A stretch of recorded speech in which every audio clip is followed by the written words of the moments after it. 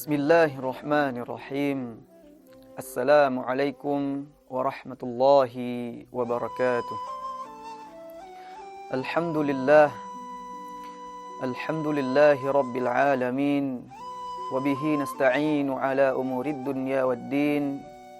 Wassalatu wassalamu ala ashrafil anbiya'i wal mursalin, Sayyidina wa nabiyyina Muhammad ibni Abdillah, Sayyidina Muhammadin sallallahu alaihi wa alihi wasallam. Amma ba'du. Hadirin pendengar Nurul Quran TV yang dirahmati oleh Allah Subhanahu wa taala.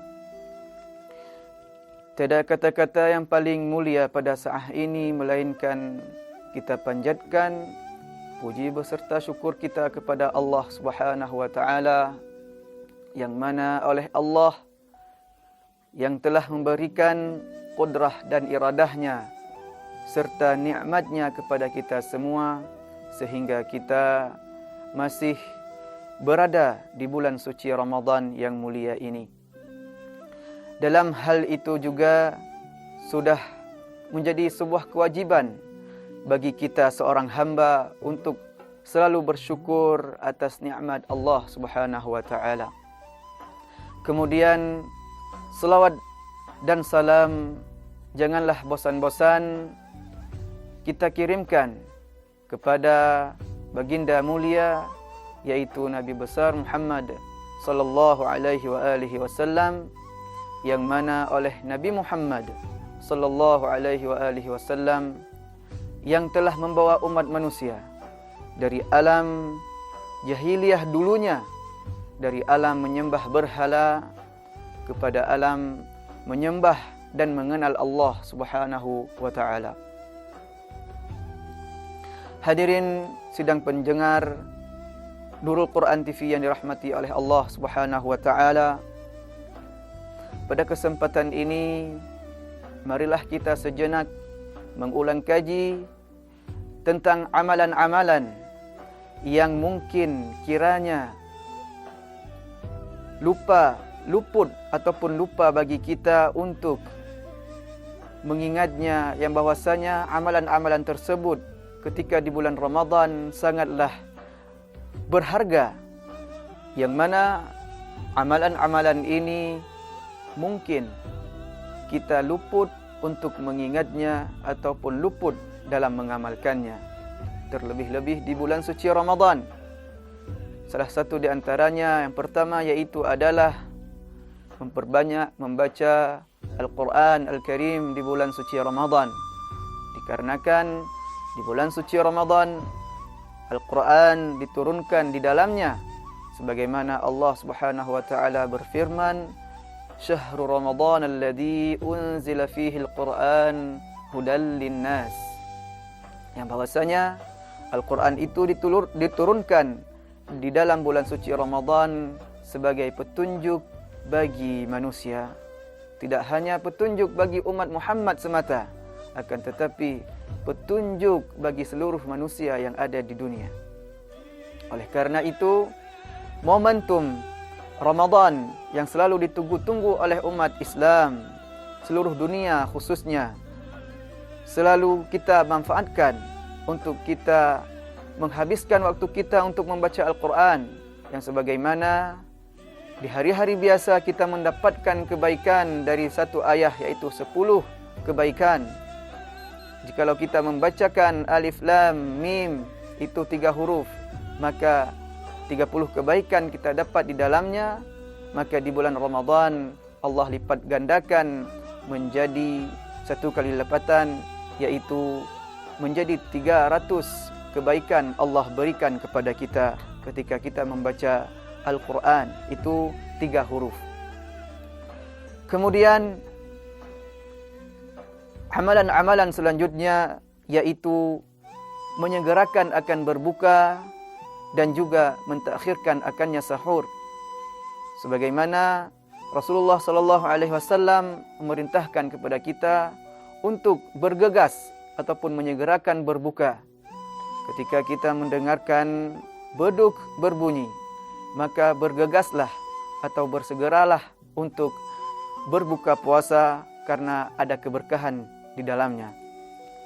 Kemudian ketika sahur juga dianjurkan oleh Rasulullah sallallahu alaihi wasallam ataupun sunnah Rasulullah sallallahu alaihi wasallam untuk mentakhirkan akannya sahur, karena jikalau sangat dulu ataupun cepat kita makan sahur akan mengakibatkan kita nantinya, puasa kita nantinya akan cepat lapar dan lain-lain sebagainya.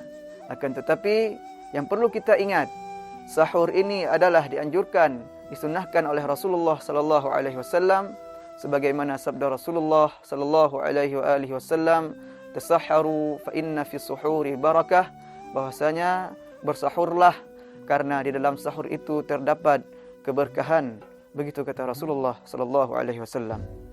Kemudian amalan selanjutnya yaitu memperbanyak doa.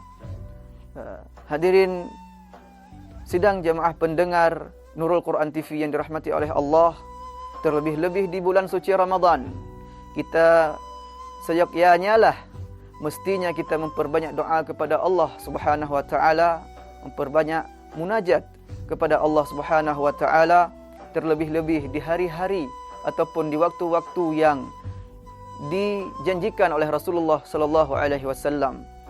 Mungkin kita luput pada waktu tersebut dikarenakan banyak tergoda dengan makanan-makanan dan juga minuman-minuman yang lezat.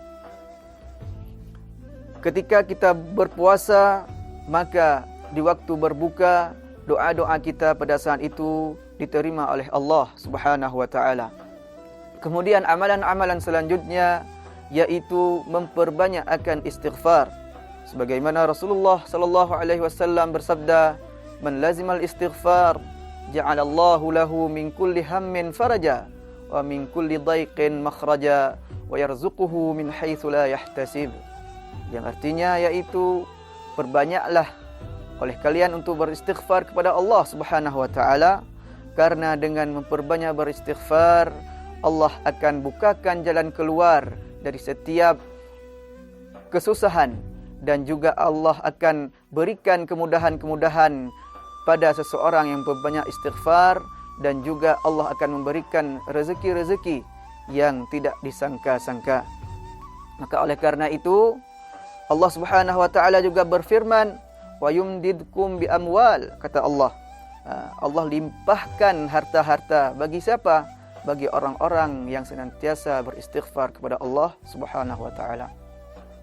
Maka oleh karena itu, dengan momentum Ramadan inilah kita memperbanyak istighfar, memperbanyak doa, dan juga kemudian amalan selanjutnya yaitu memperbanyak salawat kepada Habibina al-Mustafa sallallahu alaihi wasallam, karena dengan memperbanyak bersalawat kepada Rasulullah itulah yang menjadi penyebab bagi kita untuk diampuni oleh Allah Subhanahu wa taala segala dosa-dosa kita, dan juga menjadi penyebab segala munajat dan hal-hal dan hajat-hajat kita diterima oleh Allah Subhanahu wa taala, dan juga segala doa-doa kita dikabulkan oleh Allah Subhanahu wa taala, kemudian menerima syafaat dari Rasulullah sallallahu alaihi wasallam. Maka melalui momentum Ramadan yang mulia ini, marilah kita sama-sama untuk memanfaatkan hal-hal kebaikan, amal-amal yang baik kita kerjakan di dalamnya, yaitu kita jadikan Ramadan ini sebagai training ataupun latihan, bulan latihan bagi kita semua. Sebagaimana kita beribadah di bulan suci Ramadan, begitu juga nantinya di bulan-bulan selanjutnya kita senantiasa beribadah kepada Allah Subhanahu wa taala. Jikalau kita beribadah membaca Al-Quran sangatlah rajin di bulan suci Ramadan, begitu juga di bulan selanjutnya kita dengan rajin membaca Al-Quran, begitu juga dengan salawat, begitu juga dengan zikir dan istighfar. Ketika kita lakukan di bulan suci Ramadan, maka di bulan lain-lainnya juga kita akan melanjutkannya seperti itu. Sebagaimana yang dikatakan oleh salafus salih, yang bahwasanya mereka berpesan, kun rabbaniyan wala takun ramadaniyan. Yang dimaksudkan dari kata-kata salafus salih, yang maksudnya jadilah hamba-hamba yang senantiasa taat beribadah kepada Allah Subhanahu wa taala, dan janganlah menjadi hamba-hamba Ramadan. Yang maksudnya kita hanya beribadah di bulan Ramadan, ketika Ramadan sudah selesai maka selesai pula ibadah kita kepada Allah Subhanahu wa taala. Mudah-mudahan dengan momentum bulan Ramadan ini kita menjadikan pribadi kita yang senantiasa taat beribadah kepada Allah Subhanahu wa taala dan senantiasa melakukan amal-amal kebaikan dan juga mengamalkan sunnah-sunnah Rasulullah sallallahu alaihi wasallam. Mudah-mudahan kita termasuk ke dalam golongan-golongan yang dijanjikan oleh Allah Subhanahu wa taala mendapatkan titel taqwa di akhir Ramadan nantinya, yaitu la'allakum tattaqun.